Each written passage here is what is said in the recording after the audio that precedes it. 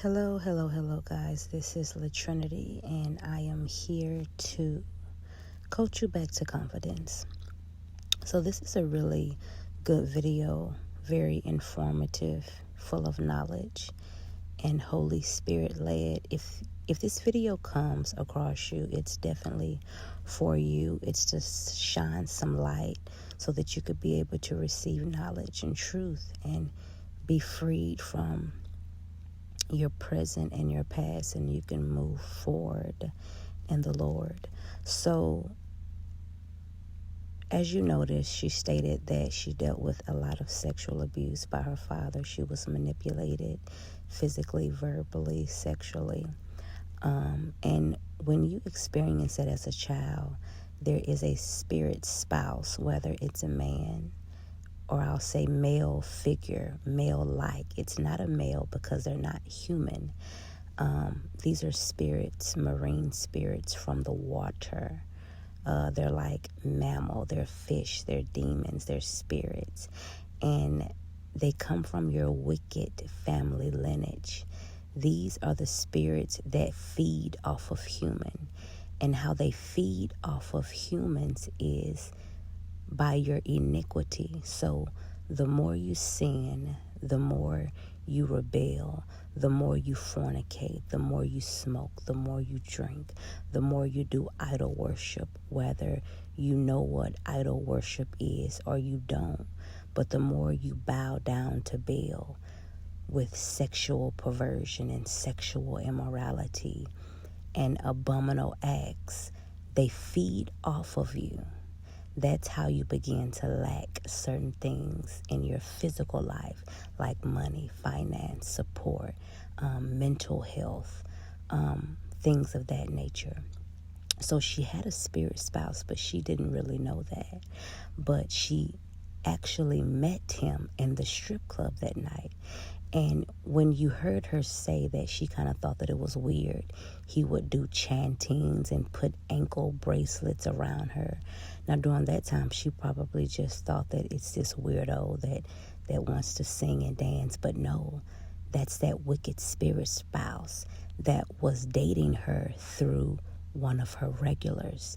And he wanted to make sure that he kept her forever by using a human vessel, which is the guy that comes and visits her during the strip club. And that wicked spirit spouse from the water, just used a body, a man, to do rituals on her so that he can continue to have her bound. To continue to have her bound and to feed off of her by the actions that she was contributing to. Now, the reason why a lot of times us women and men also go through certain things is because you're chosen, because you have a purpose in life, because you love Jesus. You may be a stripper right now. You may be dibbling and dabbling with drugs and sexual sin. You may be a lesbian. You may be considered bi. That's right now. You know, you're experiencing life, yes. Not saying that it's right, but you're going to have experience in the world. And one day you're going to be able to testify. But see, Satan has it out for people that truly love Jesus, that has a calling. So he sent somebody to her by spirit, chose a body, but sent a demon to her to have her bound and distracted with money, with problems, with hurt and pain. So since this video is for you, I would like you to just take heed to it and start speaking and talking to the Lord so that he can be able to heal you and take your pain away, because it's possible. He loves you much, much more than you can ever imagine. Kind of like my mentality too of why I just shut in even more. Yeah, and at some point when you were 12 or 13, at that age, you said that it stopped. So what happened for it to stop? And at the same time, the other question I have is, how did those years impact you in the years after that, in your teenage years? Yes, so the older I got, the more graphic the assaults got. I believe that the only reason it really stopped is when I came to puberty at the age of 12. As soon as I got my period, he fled to another state, and I never really talked to him after that. I remember having one or two conversations with him later on in the years, and just basically shaming me, calling me dirty, calling me nasty, and I never again spoke to him. So once that happened, I was, ditching school, breaking rules, and just, going out of control. And everyone just thought, oh, she's being a teenager. But no one really knew the pain. No one really knew what was deep, deep, deep down inside that was driving me to do these things. I was angry. I was pissed off. I had all these strong restrictions, all these strong rules. And the only time I could go out, a few years back was when I would go out and get assaulted. So it was like I was at home. And if I wasn't at home, I was at this person's house, my biological dad's house. And that's when the assaults would happen. So that was like the only bit of freedom that I would get. So when all of that happened, when he left, when he moved, and I started getting to high school and I got like that little taste of freedom, I just went wild. And it kind of was like that up until I hit the age of 16, where I encountered Jesus.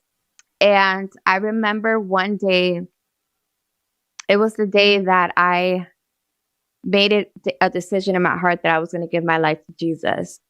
I remember I was on the bus this day. For whatever reason, I didn't. I think I woke up late and she couldn't take me to school. But I remember being on the CTA bus to go to high school, and I was heartbroken because the guy that I was with, I just found out that he had cheated on me and he had got someone else pregnant. So I remember on the phone with my sister just crying, and it was raining. And she was just on the phone. She was like, Amanda, you're searching for something, and the only person that can give you what you're searching for is Jesus. Like, you just need to stop and surrender.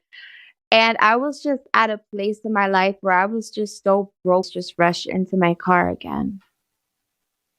But this time it was so different. He was like, Amanda, come home. I miss you. And when I heard him say that, I literally just started crying. I was like, God, I know I miss you too, but I can't. I can't do what you're asking me to do. I can't forgive him, God. You know, God. And he was like, baby girl, I know. Because he calls me baby girl. He was like, I know. I know you can't, but I'll help you. And when he said that, I didn't say anything back. I just kind of took that and put it in my pocket. And I remember parking my car, hitting my blunt, taking a shot, grabbing my work bag, and heading into the club, to the dressing room to dress up. And I started my night like normal. I got changed. I did my hair. I did my makeup. I checked in. I went out to the dance floor. I gave the DJ my ticket so that he could announce me. And I waited for my regular. And I had a regular who would come in every week. And every time he would come, now thinking back on it, it's kind of crazy. Every time he would come, he always wanted to have this crazy spiritual experience. And I never put much thought to it. I was just like, okay, you're going to help me meet my quota for the night so that I don't have to owe back house at the end of my shift. But he would come in with anklets. He would come in with gifts and presents all the time. And every time we would dance, he would always say these, little chants and, look at me in my eyes and stuff. And I was just like, okay, maybe this is his thing. Maybe this is his fetish. Just what he's into. And as an entertainer, your job is to fulfill their fantasy. So I never really thought much of it or him until this night. And I remember the DJ called me on stage. I did my set. And I came back down and he was waiting for me by the bar. And we did our usual. We started the night off. We went to the back. We did a 5 for 50 dance. And I was going to start my dance like I normally do. And I want to paint a picture really quick because I need you guys to understand how dramatic this was. The rooms they have curtains and it's just a chair with a carpet and a little stand right there where you put your money and your keys, your car, whatever that they have in their pockets. And it's red light. So it's all dark except for red lights. And The walls were black, and he sat down and he did his thing. And the bouncer that checks in's all the way at the front. So we're like in the corner room, all the way in the back. And the bouncer that checks us in for the dance is all the way at the front. So we go, we close the curtain, and I start doing my thing. I turned around and I'm drunk, I'm high, but I'm still like in my senses. I'm like lit enough to the point where I can perform and be loose, but not to the point where I'm like, don't know what's going on. Like, I'm still in my right mind. I can still drive, I can still focus, but I took enough to take like the edge off, to take that heaviness that I was feeling coming into work. Yeah, and you were doing that often too. This important to mention it, that it was your routine. You were doing that every time Right. you were going to work. Oh my It's not goodness. that night that you did something different. That was the same thing as you were always doing. It was the Every same night. guy that you were always seeing. Every night. Mind you, I was smoking drinks since I was 14. Like, this was not something that I was like a lightweight, you know, like this is stuff I've always done. So I was still in my right mind, but I wasn't like, down. So I started my dance. I had turned around, and when I turned back around, because he was sitting in the chair watching, when I turned back around, the Holy Spirit allowed me to see who I was really dancing for, who I was really entertaining. And when I turned to look at him, my regular wasn't my regular anymore. He still had a human body of a man. He was still wearing what he was wearing, but his face was distorted.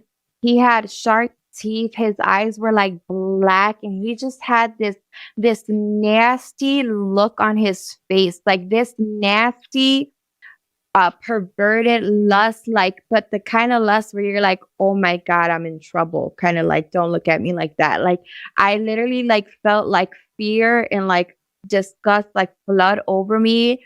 I was so afraid of what I was seeing that I literally like grabbed my heels and I ran back to the dressing room. I left him there. And as I was running through the crowd, it was packed. It was a Friday night. It was a Friday or a Saturday night. So the club was packed. And I remember some older guys were like by the bar, and they turned around, they were reaching out. They're like, hey, let's go get a 2 for 25. But as I was looking at them, I was literally seeing them in the spirit realm. So I was literally seeing the spirits that they were carrying. I was literally seeing the demonic presence that were on him. Even the women, there was like women that were on stage and their face was like flashing and distorting. And I like was like sweating. I was like getting flashes. I like completely back. And I remember as I was running through the back, the doors were swinging behind me. And I got into the dressing room, and there was girls still getting ready because, mind you, I had just started my shift. It had to be like close to midnight around there. And I remember some girls were still getting ready, and the floor runners were there. And they're like, come on, everybody out to the dance floor. The owner's watching. The owner's watching. Like, we need all dancers to the floor. All dancers to the floor. Come on, girl. Come on. And I was like, I can't. I feel sick. I'm not going out there. I feel disgusted. And I was just sweating. I felt like my life was like literally like I was getting hot flashes. And I remember just sitting there, and I just felt so hot. And everyone had left the room. And as soon as everyone left the room, I felt the Holy Spirit come into the dressing room. And I was still so like freaked out of my mind. And I was like, God, I don't want to be here no more. God, I don't want to do this anymore. God, get me out of here, God. God, if you get me out of here, Lord, I promise I'm so serious this time. If you get me out of here, God, I promise I'll leave. I'll forgive him, God. I'll forgive him, God. I'll do what it needs to do, God. I know that it's going to be hard, but if you get me out of here, God, God, if you get me out of here right now, God, I'll follow you. I don't care. Just get me out of here because I'm afraid. I'm afraid, God. And I heard him, he was like, come on, let's go. And I remember getting changed really fast. I grabbed my bags. I didn't even pay house because you have to pay to check in and you have to pay to check out. I didn't wait for the bouncer to walk me to my car because you had to wait for them to walk you to your car in case there were stalkers, in case there were guys watching you, watching the parking lot, because the parking lot where we parked at was on this side, and the parking lot that the customers parked at was on this side. So it was literally like anyone could just walk there. So normally there was a bouncer in the middle door that would watch the women smoke cigarettes and then walk them to the car at the end of the shift. I didn't care about none of that. I had the Holy Spirit with me. I ran to my car and I never looked back. And as I remember, as I was driving home, I was like, oh my God, Lord, this is crazy. I don't even have a job. How am I going to pay my rent? How am I going to pay my bills? I'm the one who's supporting myself right now. This was my job. The man that I'm living with right now, because I was in a new relationship, what is he gonna think? He didn't meet me as a Christian. He don't know you. He don't know about this chapter in my life. Like, what is he gonna think? Is he gonna leave me? Like, at this point, I don't even care. I just know that I know what I saw, and I'm never going back to that. I'm never going back to